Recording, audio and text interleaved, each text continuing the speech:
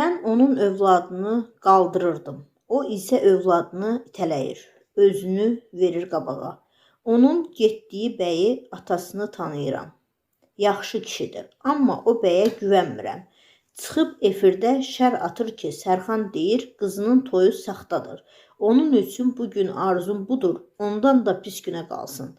Yenilik az xəbər verir ki, bu sözləri aparıcı Sərxan Kərəmoğlu qonaq olduğu tarixin bir günü verilişində müğənni Rəqsanə İsmailova haqqında danışarkən deyib.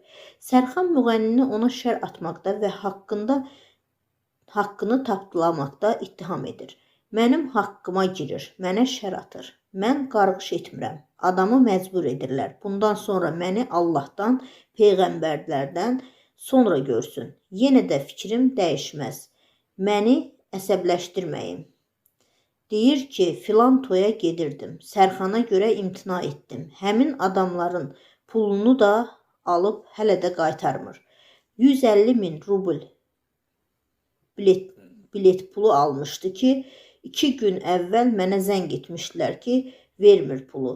Toy sahiblərinə deyib ki, Sərxanı toydan çıxardım, gəlim. Onlar da çıxartmadı. Musiqiçilərə də deyib ki, toya getməyin.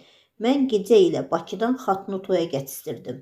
Qeyd edək ki, Rəqsanə ilə Sərxan arasındakı qalmaqala səbəb aparıcının onun qızı haqqında dediyi, bu evliliyə inanmadım, Aysunun yanındakı bəyə inanmadım, bilmirəm kim kimin oyununa gəlib, amma başdan ayağa oyun idi.